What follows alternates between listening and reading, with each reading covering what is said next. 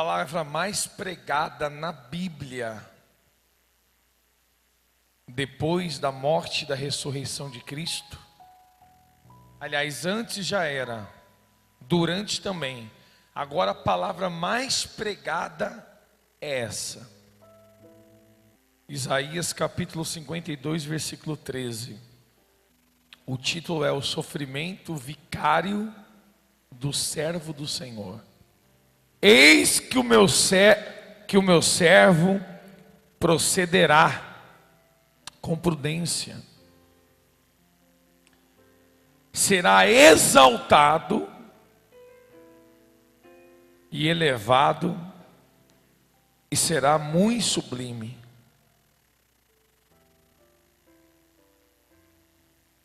Como pasmaram muitos à vista dele. Aí tem um abre parênteses, viu aí o parênteses aí? Olha o que está escrito aqui no parênteses. Pois o seu aspecto estava muito desfigurado, mais do que o de outro qualquer, e a sua aparência mais do que a dos outros filhos dos homens. Assim causará admiração às nações, e os reis fecharão a sua boca por causa dele, porque aquilo que não lhes foi anunciado verão, e aquilo que não ouviram entenderão. Essa profecia e o livro de Isaías está na Torá, que é a Bíblia dos judeus, com o Velho Testamento todo. A Bíblia está dizendo que o servo do Senhor, eu já vou explicar acerca da profecia e o que devemos fazer nós que estamos aqui.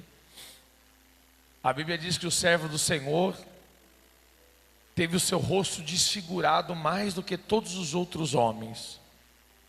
Está se referindo a Jesus Cristo. Antes mesmo de Jesus vir, o profeta Isaías estava se referindo a ele, que ele iria apanhar, sofrer e ter o seu rosto todo desfigurado.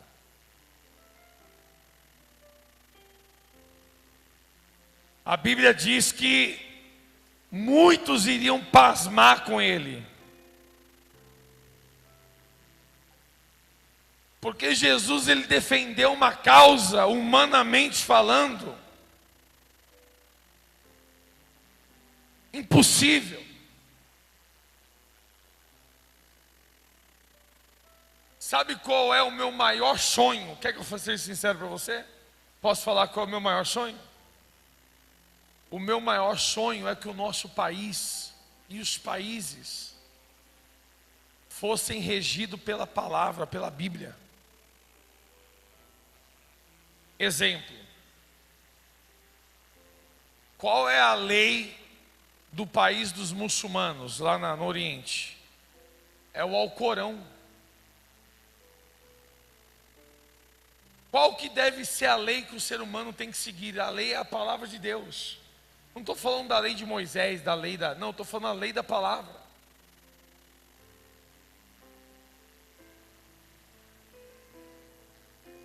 O que está na Bíblia era que o ser humano deveria viver, deveria ser a lei do país. E o Brasil, por mais que tenha várias religiões, é um país cristão, aonde a maior porcentagem da nossa nação é cristã, católicos. Católico significa o quê? A palavra católico significa universal. Não sei se você sabe disso. Está no dicionário. A palavra católico significa universal. A palavra católico e universal são as mesmas palavras. É o cristianismo.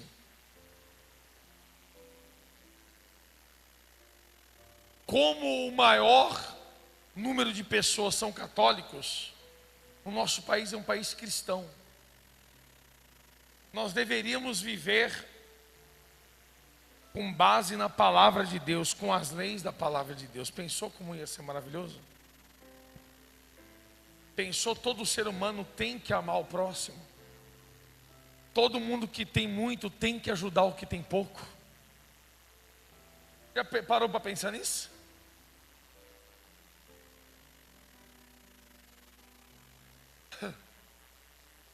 Pensou se todos perdoassem? Se o que tem muito ajudasse o que tem pouco, ia acabar a miséria no país. Porque o problema do país é a má distribuição de renda. Se as pessoas tivessem pela lei que perdoar, os casamentos durariam até que a morte os separe.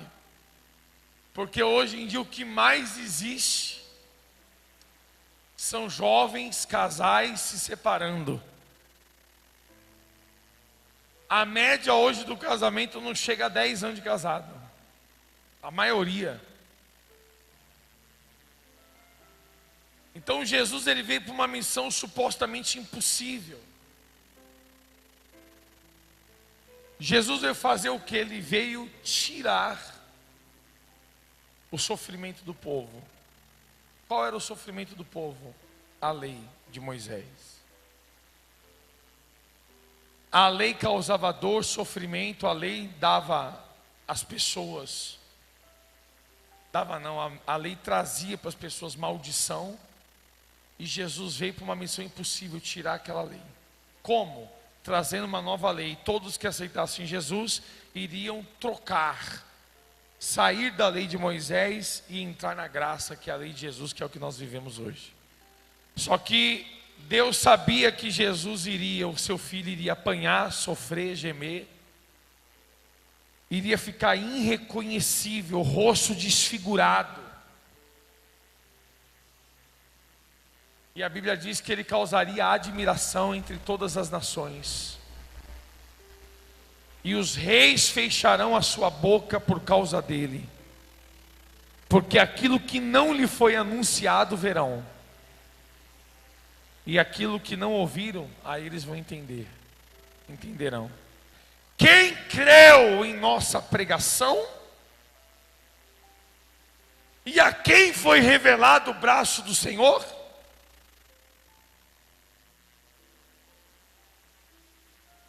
Porque foi subindo como renovo perante ele, e com raiz de uma terra seca, não tinha aparência e nem formosura.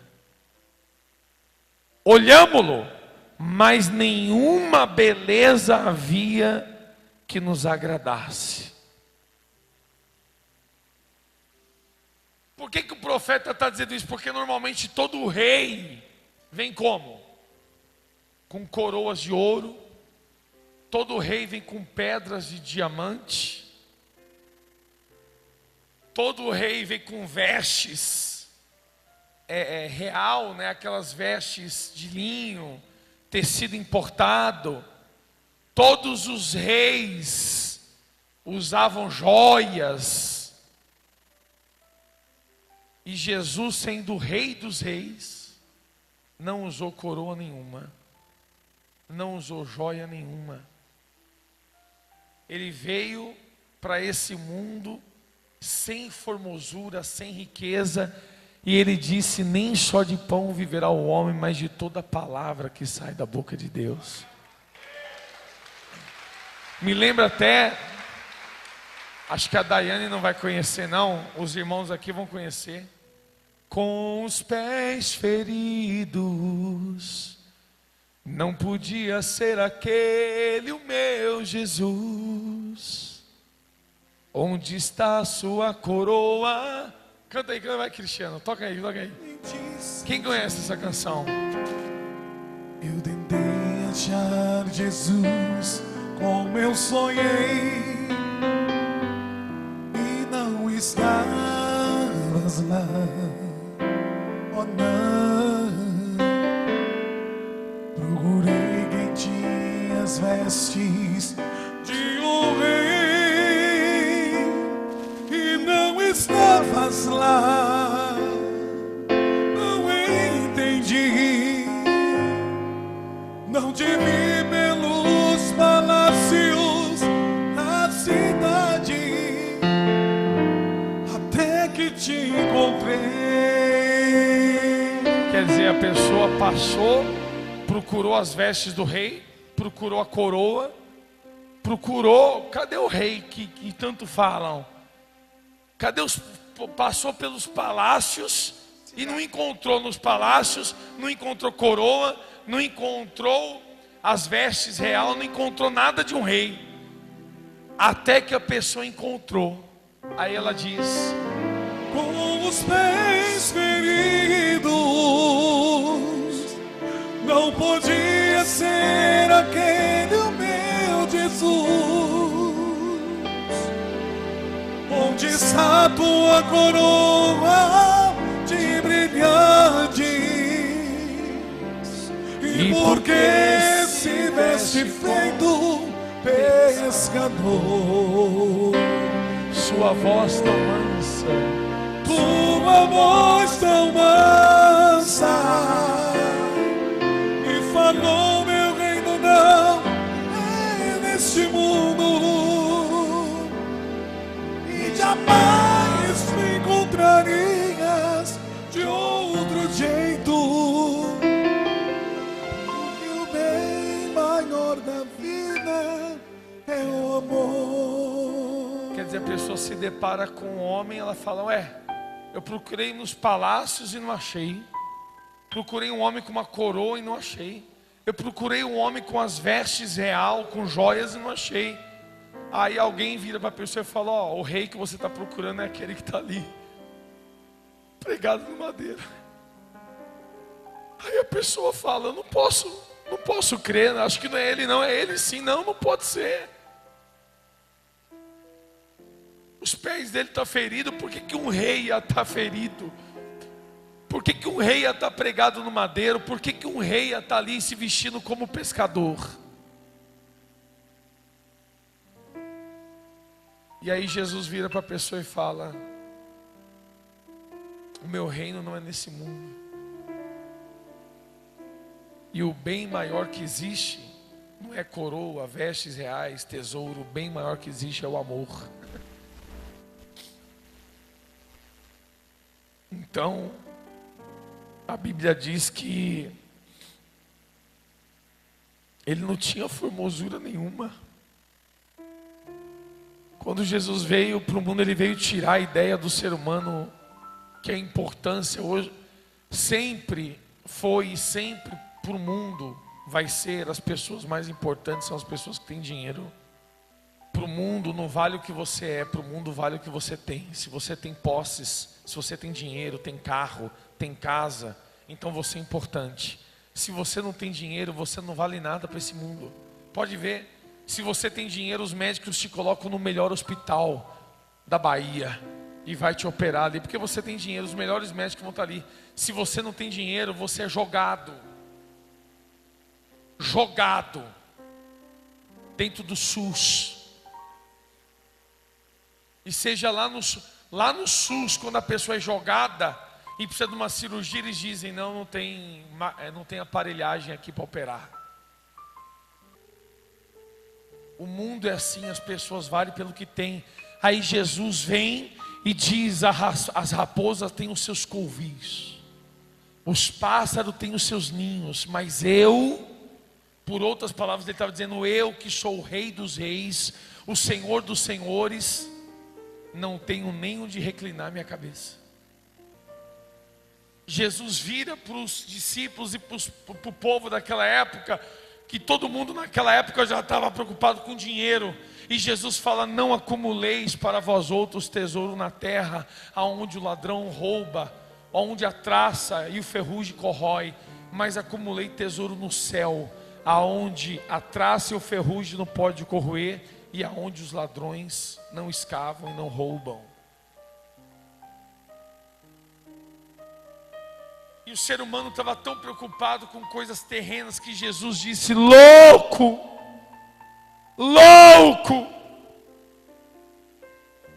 essa noite pedirão a tua alma, e o que tens preparado será para quem? Pessoa que só se preocupa com coisas desse mundo. Lá em Filipenses está escrito: os inimigos da cruz de Cristo. As pessoas que só se preocupam com coisas terrenas, a Bíblia diz que o Deus dessas pessoas é o ventre. O destino dessas pessoas são a perdição, porque só se preocupam com coisas terrenas. Jesus encontrou um jovem rico lá em Lucas capítulo 18. O jovem era muito rico. Muito rico. E Jesus viu que ele se sentia importante por causa do dinheiro, da riqueza. E o jovem perguntou para Jesus: Senhor, o que eu devo fazer para herdar a vida eterna? Jesus disse o que, gente? Guarda os mandamentos. O jovem diz: mas eu tenho feito isso desde criança. Aí Jesus disse: então só lhe falta uma coisa. Vende tudo que tens e dá aos pobres.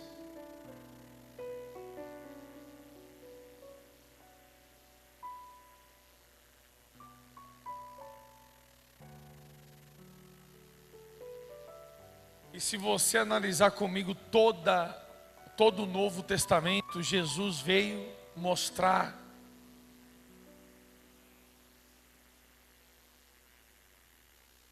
que todo ser humano deve viver não para acumular nada nesse mundo, mas para buscar em primeiro lugar o seu reino e a sua justiça, o reino dos céus, a vida eterna. Então, ele não tinha formosura. Olhámo-lo, mas nenhuma beleza havia que nos agradasse. Ele andava como pescador, andava de sandálias, os pés todos sujos, roupa suja de pó. E no versículo 3 diz: era o quê? Era desprezado e o mais rejeitado entre os homens. Eita Deus do céu. Isso aqui é uma profecia, gente. Não foi escrito depois de Cristo não, para falar de Cristo. Estava falando antes de Jesus vir. Era desprezado e o mais rejeitado entre os homens. Homens de dores e que sabe o que é padecer. E como um de quem os homens escondem o rosto, era desprezado e dele não fizeram caso. Jesus era considerado na antiguidade como um andarilho, como um morador de rua, um homem que não tem dinheiro, um homem que não tem onde morar, um homem que pede comida, come na casa das pessoas, que pede comida, é considerado o quê? Mendigo.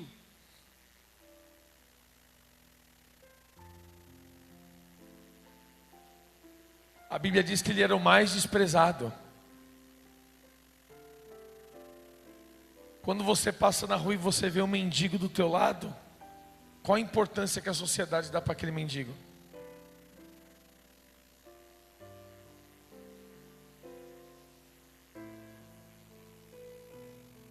O mendigo é aquela pessoa desprezada que ninguém dá importância nenhuma, ninguém quer ajudar, ninguém quer cuidar.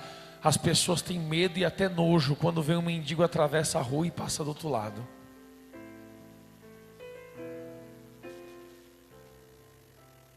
Jesus passou por isso. Só que mesmo sendo tão desprezado, ele incomodou, né? Israel todo. Versículo 4. Certamente ele tomou sobre si o quê? As nossas enfermidades e as nossas dores levou sobre si. E nós o reputávamos por aflito, ferido de Deus e oprimido. Deixa eu explicar isso para você. Ele tomou sobre si as nossas enfermidades e as nossas dores levou sobre si. Presta atenção no que eu vou te falar. As enfermidades existiam já na época, pessoas doentes, não por causa da lei, mas por causa de uma deficiência física. Está lá em João capítulo 9, versículo 1. A Bíblia diz de um homem que nasceu cego. E ele não nasceu cego porque os pais dele ou os avós pecaram. Não era uma maldição hereditária. Ele nasceu cego por causa de um defeito genético. Ou genético, fala? Um defeito genético. Então Jesus sempre curou e continua curando pessoas com problema genético, mas a maioria das pessoas que estavam doentes antigamente não era um defeito genético. Quem sabia disso? A maioria das doenças vinham por causa do quê? Da lei de Moisés. A Bíblia diz que quando alguém transgredia a lei, vinham sobre as pessoas maldições. Então a pessoa transgrediu a lei, desobedeceu a lei, alguma maldição viria pegá-la. As pessoas estavam doentes antigamente porque elas transgrediam a lei, elas pecavam. A palavra pecado significa transgressão da lei. Quando a pessoa negava a lei de Moisés e aceitava Jesus, então automaticamente aquela pessoa era livre da lei, livre da doença, porque a doença que ela tinha era por causa da lei. Se ela tirou a lei da vida dela, então a doença saía junto.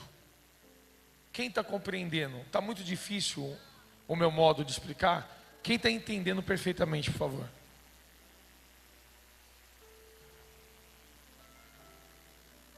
Exatamente. Paulo disse isso no livro de Gálatas. Se descumprisse um mandamento, a pessoa estava quebrando toda a lei. Então a lei tinha que ser seguida. A partir do momento que alguém desobedecia, a pessoa era amaldiçoada. Está escrito aonde isso? Deuteronômio capítulo 28.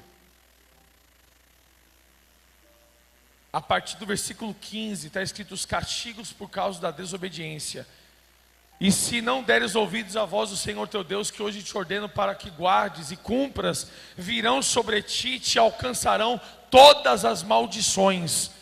Aí diz, maldito será tu na cidade, maldito no campo, maldito o fruto do teu ventre. E aí começa todas as maldições para as pessoas que desobedeciam. Está lá, ó, Deuteronômio capítulo 28, versículo 18, 19, 20, 21, 22 e por aí vai. Então Jesus, Ele trouxe liberdade, libertação, livramento. Quando uma pessoa aceitava Jesus, ela estava se livrando das maldições da lei. Por isso que diz que Ele levou sobre si as nossas enfermidades e as nossas dores, porque a lei de Moisés causava muita dor, muito sofrimento. O jugo, para quem andava na lei de Moisés, o jugo era pesado. E quando Jesus veio, esse jugo saiu das pessoas, porque as pessoas passaram a ter novos mandamentos. Por que nós pregamos hoje, na maioria das vezes, o Novo Testamento? Novo Testamento significa novos mandamentos. Novo mandamento, Novo Testamento. Então, Jesus levou sobre si a lei de Moisés na cruz do Calvário. Todo aquele que aceitar Jesus está livre da lei. Automaticamente, ele está levando a lei, está levando junto com a lei. Tem dores, tem sofrimento, tem transgressões, tem pecado, tem maldições, tem doenças.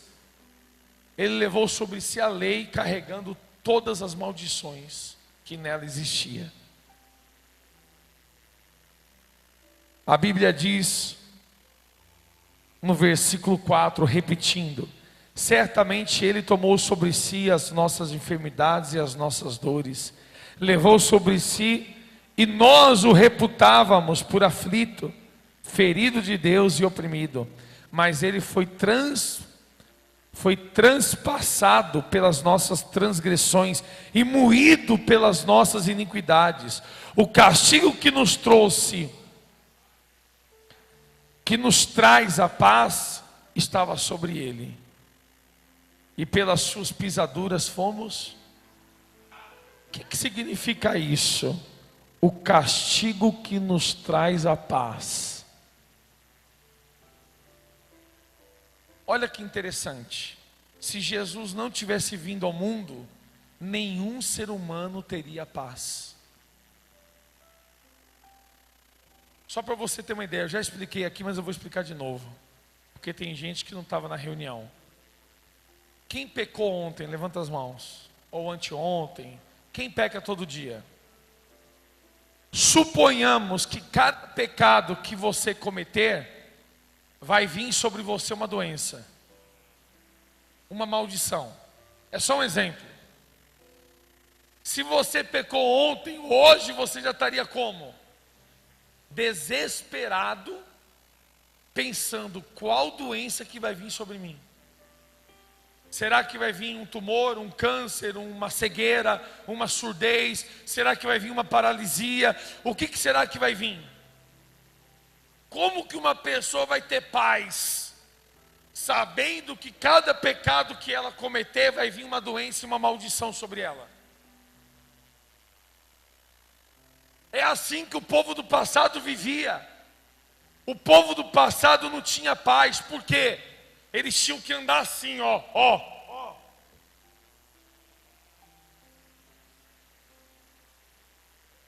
Na linha. Porque se cometer um pecado, um erro, uma falha, a pessoa ia ser amaldiçoada com algum tipo de doença. Como que alguém vai ter paz? Olha para você. Quem dormiu essa noite? Levanta as mãos. Mesmo você cometendo vários pecados, você colocou a cabeça no travesseiro e com paz você dormiu tranquilo. Por que você dormiu tranquilo? Porque você tem a certeza que todos que estão em Jesus Cristo têm os seus pecados perdoados. Romanos capítulo 8, versículo 1. Agora, pois, já nenhuma condenação há para aqueles que estão em Cristo Jesus.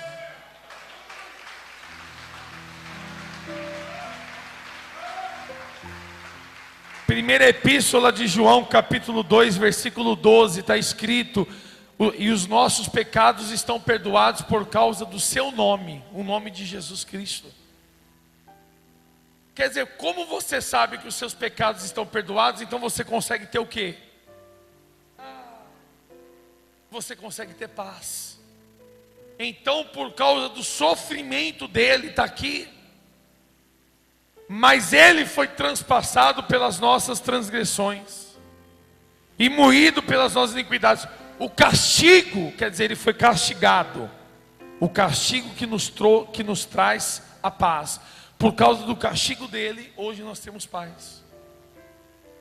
Estava sobre ele, e pelas suas pisaduras fomos. Ou seja, por tudo que ele fez, nós fomos libertos, sarados de toda iniquidade e todo mal. Versículo 6. Todos nós andávamos como? Desgarrados,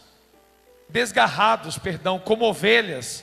Cada um se desviava pelo caminho, mas o Senhor fez cair sobre ele a iniquidade de nós todos. Como que nós andávamos?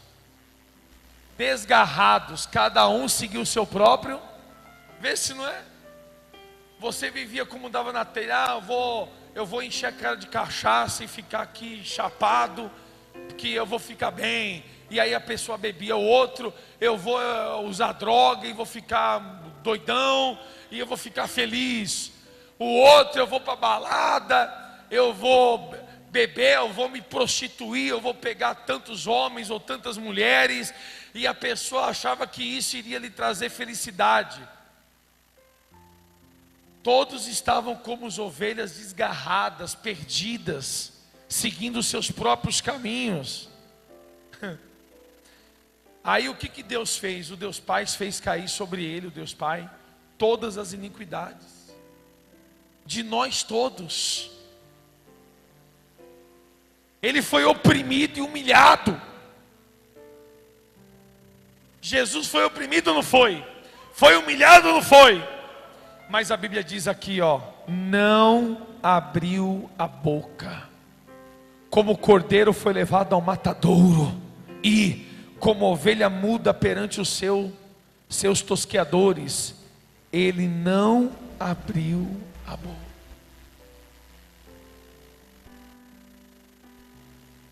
Quando você vai ser punido no trabalho, quando o teu marido te chama atenção, o teu pai, tua mãe te chama atenção, quando o teu patrão te chama atenção, alguém te chama atenção, primeira coisa que você quer fazer é o quê? Justificar. Não, peraí, patrão. Não, peraí, não é bem assim não. E você quer se defender, não é isso? A Bíblia diz que Jesus foi acusado e condenado porque ele pregou amor. Ele foi condenado porque ele fez o bem para a humanidade, para o ser humano. E ele foi chicoteado, torturado, usou coroa de espinho, cuspiram nele, rasgaram as vestes, deixaram ele nu, humilharam ele. E sabe o que ele fez? Nada. Ele nem abriu a boca para se defender.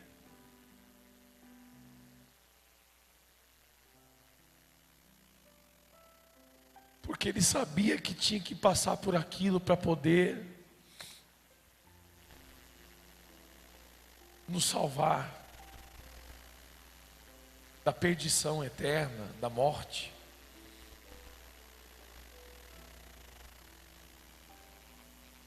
Por juízo o opressor foi arrebatado, e de sua linhagem, quem dela cogitou? Porquanto foi cortado da terra dos viventes, por causa da transgressão do meu povo, foi ele ferido.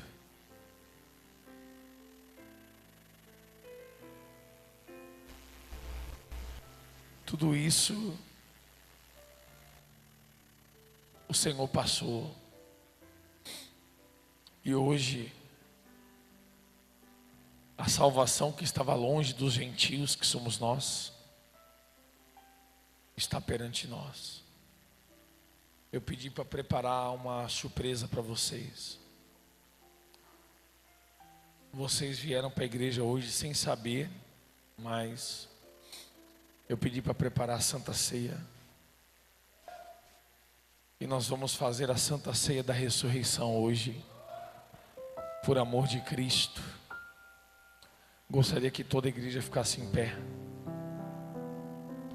Traz a Santa Ceia para mim, por favor.